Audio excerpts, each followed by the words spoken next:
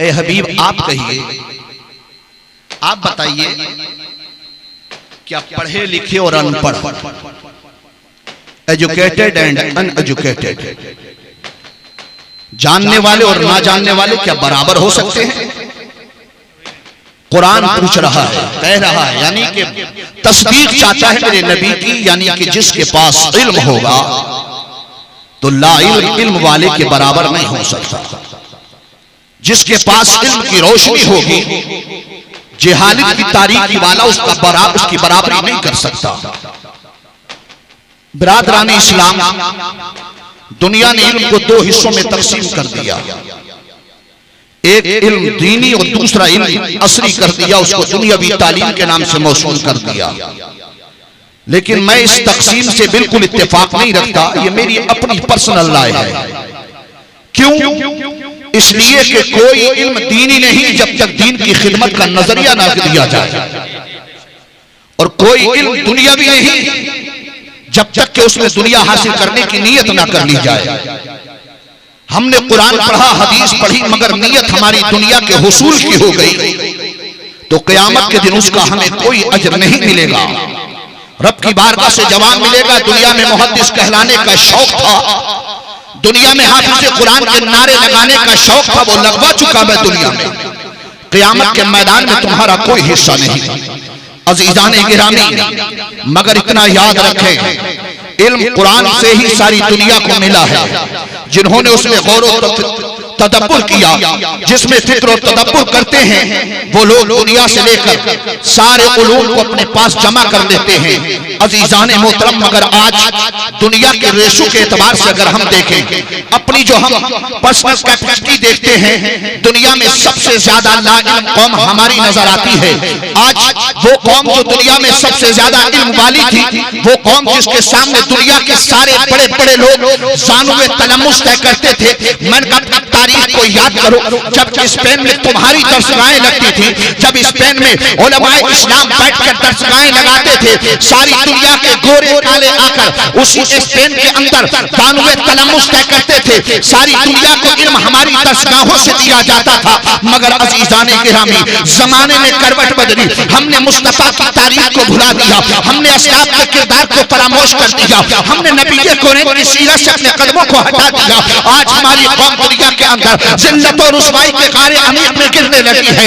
आज हमारे पास जिल्लत और अकाल के अलावा कोई दूसरा तरीका नहीं है। अज़ीज़ान मोहतरम, कभी सोचा हमने आखिर आज हमारे साथ ये किस लिए हो रहा है? मेरे भाइयों सुनो, और अभी वक्त है, हमारे साथ से किस लिए होता है कि हमने मुस्तफा की तरीके को छोड़ दिया, हमने शरीयत मुस्तफा को भुला दिया, अपने साथ के किरदार को फरामोश कर दिया। हज़रात मोहतरम, याद रखो, जिस कौम के पास तालीम होती है, जो कौम दुनिया में याफ्ता हो जाती है, जिस कौम के पास कलम की ताकत आ जाती है, जो कौम कलम की पावर रखती है, वो कौम दुनिया में हुकूमतें किया करती है। अगर आज भी मुसलमान कौम तालीम हासिल कर ले तो वो वक्त दूर नहीं है कि दुनिया तुम्हारे सामने सर झुकाती नजर आ रही हो।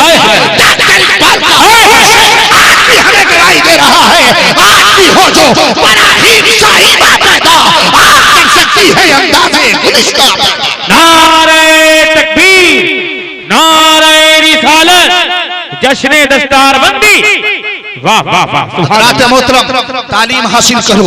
आपने हमने कहा हमने दो तरीकों में तालीम को बांट दिया। मैंने कहा कैसे बांटा मेरे भाई, आखिर कैसे हमने उसको फरामोश कर दिया? याद रखो, दुनिया की हर तालीम हमारे लिए है। जुबान कोई सी भी हो, इल्म हासिल कर दो। मैंने कहा अगर जुबानों के दर पर अगर उसकी तफरीक की जाती तो मेरे मुस्तफा ने 1450 साल पहले ये न कहा होता अपने सहाबे से, अल्लिमुल इब्रानी वल्लिमुल सुरयानी, इब्रानी सीखो सुरयानी सीखो। मेरे मुस्तफा ने जब अपने सहाबा से ये जुमला कहा था, सहाबा ने अर्ज़ किया था, या रसूल अल्लाह, कुरान हमारा अरबी है, जुबान हमारी अरबी है, आप जो कहते हैं वो हम समझ लेते हैं, जो हम कहते हैं वो आप समझ लेते हैं, जो रब कुरान में कहता है वो हम समझ लेते हैं। हमें इब्रानी की जरूरत क्या है, हमें सुरयानी की जरूरत क्या है, हमें इब्रानी सीखने से क्या फायदा होगा? अज़ीज़ान गिरामी, मेरे और तेरे नबी ने, सारी कायनात के नबी ने इरशाद फरमाया था, ए मेरे सहाबा सुनो, इल्म हासिल कर लो, किसी भी जुबान का हो, ये मेरा दीन इस्लाम जो आज मक्के की चौहद्दी में समझ रहे हो, ये खाली अरब में नहीं रहेगा।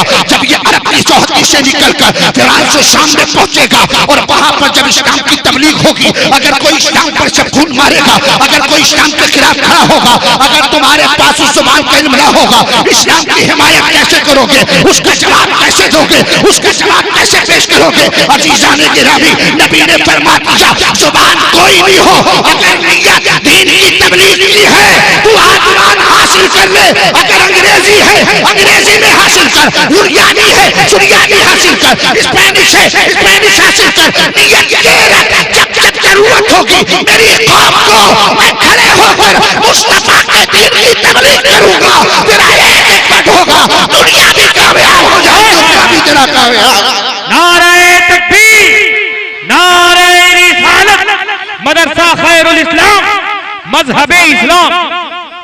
बिरादरान इस्लाम, इसलिए लोगों ने जो तकसीम कर दिया कि हमें इंग्लिश नहीं पढ़ना चाहिए, मैंने कहा सुनो, पहले अपने बच्चों को सच्चा मुसलमान बना दो। आज हमारे कौम के साथ कैसा कैसा मामला हो रहा है। आज हमारी बच्चियां मुर्तदा हो जाती हैं, हमारे बच्चे मुर्तद हो रहे हैं, इसलिए कि उन्हें इस्लाम के बारे में तमीज नहीं है। उन्हें नहीं पता मुस्तफा की अजमतों का आलम क्या है, उन्हें नहीं पता कि वहदहू ला शरीक किसे कहते हैं, उन्हें नहीं पता कि इस्लाम से ज्यादा पाकीज़ा मजहब दुनिया में नहीं है। आपका मुताला होगा, मैं अपने से बता रहा हूं, आज पूरे जमीन पर तकरीबन 4,500 मजहब के मानने वाले बसते हैं। कितने? 4,500 मजहब के मानने वाले बसते हैं, मगर उन्हें मजहब कुरान ने नहीं कहा, बल्कि कुरान ने ऐलान किया इन्ना दीन इंदल्लाहि इस्लाम, कि दुनिया के अंदर सिर्फ और सिर्फ दीन इस्लाम है। अजीजान गिरामी, मुसलमान का बच्चा दीन इस्लाम को ना पढ़ सका। हमारे बच्चों ने दूसरे तालीम कॉलेजों में तालीम हासिल कर ली, मगर वो मुस्तफा का गुलाम ना बन सका। उसे कुरान पढ़ना ना आया, उसने दीन मुस्तफा को ना पढ़ा, उसे अज़मत मुस्तफा के बारे में ना बताया गया। हज़रात मोहतरम याद रखो, हम ये कहते हैं और इस्लाम ने कभी मना नहीं किया कि आपका बेटा इंग्लिश का लेक्चरर ना बने, आपका बेटा इंग्लिश में कोई कामयाबी हासिल ना करे। मैंने कहा दुनिया के सारे कॉलेजों में, बड़े बड़े कॉन्वेंट कॉलेजों में पढ़ाओ, अपने बच्चों को बड़ी बड़ी डिग्री दिला दो, तुम्हारा बेटा डॉक्टर ना बनेगा, हमारी कौम का इलाज कौन करेगा? बेटा अगर तेरा वकील ना होगा तो कत्तेबात हमारे कौन लड़ेगा? अगर बेटा तेरा इंजीनियर ना होगा, हमारी मस्जिदों मदारिसों खानकाहों के नक्शे कौन तैयार करेगा? अगर बेटा तेरा डॉक्टर ना होगा, हमारा इलाज कौन करेगा? इसलिए डिग्रियां दिलाओ, मगर उससे पहले अपने बच्चों को मुस्तफा का दीवाना बना दो, ताकि जब तेरा बेटा डॉक्टर बने और दवा इलाज ना करे तो फिर यासीन शरीफ पढ़ करके मरीजों का इलाज कर रहा हो। अगर तेरा बेटा दुनिया में कोई दवा कारगर ना होगी, अल्लाह का कुरान पढ़ करके देगा, इंशाअल्लाह जो दवा बेमर्द हो जाएगा, अल्लाह ताला उसमें भी शिफा अता फरमा देगा। इसलिए कि हर दर्द की दवा है, सल्ले अला मोहम्मद, तावीज़ हर बला है। हाय वाह वाह वाह वाह, माशाअल्लाह, क्या कहने, वाह बहुत। हज़रात मोहतरम, बच्चों को तालीम दो। आज हमारा हाल ये हो गया, आज दुनिया के अंदर हम अपनी तालीम के हिसाब से अपना रेशो देखें, दुनिया में सबसे ज्यादा तालीम याफ्ता कौम आज यहूदियों की कौम है। और जिस कौम के पास तालीम होती है ना, उस कौम को कोई झुका नहीं सकता, सारी दुनिया उसके सामने झुक जाती है। मैं बता रहा हूँ दुनिया की तमसील के एतबार से, दुनिया में किस अंदाज से तालीम याफ्ता कौमें उरूज पाती हैं। आप देखते हैं डॉक्टर आपके यहाँ भी, डॉक्टर आपके यहाँ भी होंगे, डॉक्टर हमारे यहाँ भी हैं। डॉक्टर चाहे इंडिया का हो, पाकिस्तान का हो, चीन का हो, जापान का हो। आपने सबसे पहले देखा होगा डॉक्टर का एक सिंबल होता है, मोनोग्राम होता है ना, देखा क्या होता है? क्या रेड प्लस होता था ना? अरे डॉक्टर के आपने देखा होगा रेड प्लस निशान लगा हुआ, उसका मतलब क्या हुआ जानते हैं? वो रेड प्लस नहीं बल्कि एक सलीब का निशान है। और उसको किस तरीके से पेश किया गया दुनिया में? ईसाइयों ने कहा हम सारी दुनिया को 90% दवा प्रोवाइड कराते हैं, 90% दवा मेडिसिन प्रोवाइड कराते हैं, इसलिए दुनिया में हमारा सिंबल चलेगा, दुनिया में हमारा निशान चलेगा। अजीजान गिरामी, जब उसने पेश किया सारी दुनिया को मानने पर मजबूर होना पड़ा, इसलिए कि दुनिया को सारी दवाएं जब वो देते हैं तो उनका सिंबल मानना पड़ा। अब डॉक्टर चाहे वो इंडिया का हो, डॉक्टर वो चाहे पाकिस्तान का हो, डॉक्टर चाहे वो चीनो जापान का हो, जहां डॉक्टर होगा उसके वहां प्लस रेड प्लस का निशान लगा होगा। अजीजान गिरामी लंबे जमाने तक ये रेड प्लस डॉक्टरों का सिंबल रहा, मेडिकल साइंस का मोनोग्राम रहा। मगर हजरात मोहतरम, अभी चंद साल पहले आपने देखा होगा डॉक्टरों के यहाँ पर सिंबल चेंज हो चुका है, अब उनके यहाँ पर निशान बदल चुका है। अजीजान गिरामी, इसलिए ईसाइयों के बाद जब यहूदियों ने कौमी तरक्की की है, जब यहूदियों ने तालीम याफ्ता कौम बन गई और दुनिया के अंदर सबसे ज्यादा तालीम हासिल कर ली, अब सारी दुनिया को मेडिसिन जब यहूदियों से मिलने लगी, इसराइल सारी दुनिया को दवाएं देने लगा। उसने अक़वाम मुत्तहिदा में दावा पेश कर दिया कि जब ईसाई सारी दुनिया को 90% दवा दे रहे थे, उन्होंने अपना सिंबल सारी दुनिया पर थोप दिया। दुनिया के बड़े बड़े डॉक्टर, सारी दुनिया के डॉक्टर जहां थे, उन्होंने उसके सिंबल को कबूल कर दिया। मगर आज हाल हमारा यह है कि दुनिया को 97% मेडिसिन हम प्रोवाइड कराते हैं, इसलिए अब हमारा हक है कि दुनिया में सिंबल हमारा हो, दुनिया में निशान हमारा हो। अजीजाने गिरामी, इसलिए उनके पास जब तालीम थी सारी दुनिया को मानना पड़ा और दुनिया में डॉक्टर का सिंबल चेंज हो गया। अब आपने देखा होगा कि डॉक्टरों की दुकान पर वो रेड प्लस खत्म हो गया, अब एक छड़ी खड़ी होती है, छड़ी के चारों तरफ एक सांप लिपटा होता है, ये डॉक्टरों का नया सिंबल है। आप जानते हैं वो क्या है? तो पता सुनो अजीजाने गिरामी के यहूदी हजरत मूसा को मानते हैं, उन्होंने अपना सिंबल रखा तो हजरत मूसा का सा जो छड़ी में है और जो सांप है वो हजरत मूसा का सा जो अस्तहा बना था उसकी निशानी है। उन्होंने बता दिया कि तालीम हमने हासिल की है तो दुनिया के हमारे सामने झुकना पड़ेगा। अजीजाने गिरामी, इसलिए अगर आज हमारी कौम तालीम याफ्ता हो जाए, कसम अल्लाह की हमारा सिंबल होगा ला इलाहा इल्लल्लाह मुहम्मदुर रसूलुल्लाह। वाह वाह वाह वाह वाह, हाय नारे तकबीर, नारे रिसालत, मसलके आला हजरत, मजहबे इस्लाम, मदरसा खैरुल इस्लाम।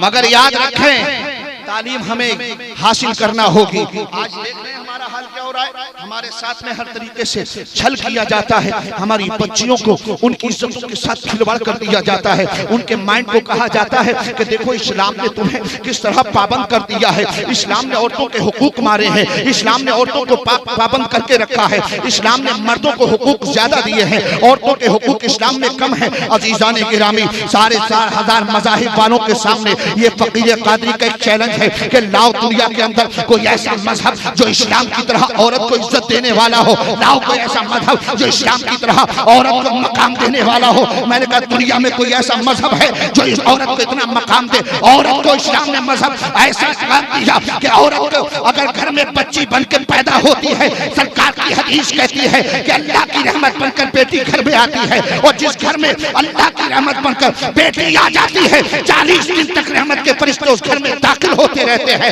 बल्कि रिवायत में आता है अगर एक घर में किसी बेटी का जन्म होता है, आसपास के 40 घरों में रहमत के फरिश्ते दाखिल हो जाते हैं। अजीजाने गिरामी, मेरे का इस्लाम यह है कि जहां बेटी पैदा होती है अल्लाह ने फरमाया वो रहमत बनकर आई है, लेकिन जब वही बेटी जवान होकर किसी की बीवी बनती है, किसी की मनकूहा बनती है, जब किसी की शरीक हयात बनकर उसके घर में जाती है, इस्लाम कहता है अब वो इज्जत बनकर आई है, तेरी गुलाम बनकर नहीं आई, वो तेरी इज्जत की जमानत बनकर के आई है। लेकिन अजीजाने गिरामी, जब उसी चांद की बेटी के गोद में कोई चांद सा बेटा आता है, कोई चांद सी बेटी आती है, तो कुरान की नहीं मुस्तफा की हदीस कहती है अल जन्नतु तहता अक़दाम उम्महातिकुम, कि जन्नत तुम्हारी माओ के कदमों के नीचे है। मुस्तफा ने कहा कि ये बेटी जब पैदा होती है तो रहमत बनकर आती है, जवान होकर बीवी बनती है तो इज्जत बनकर आती है, और जब इसके घर में कोई बच्चा पैदा हो जाए तो कुरान ये नहीं कहता है कि माँ तहज्जुद गुजार हो, माँ शब जिंदादार हो, बल्कि मुस्तफा ने कहा अगर माँ है तो तेरी जन्नत उसी माँ के कदमों के नीचे है। ये इस्लाम है जिसने औरत को इतना बड़ा मकाम दिया है। लाओ कोई ऐसा मजहब जो इस्लाम की तरह औरत को इज्जत देने वाला।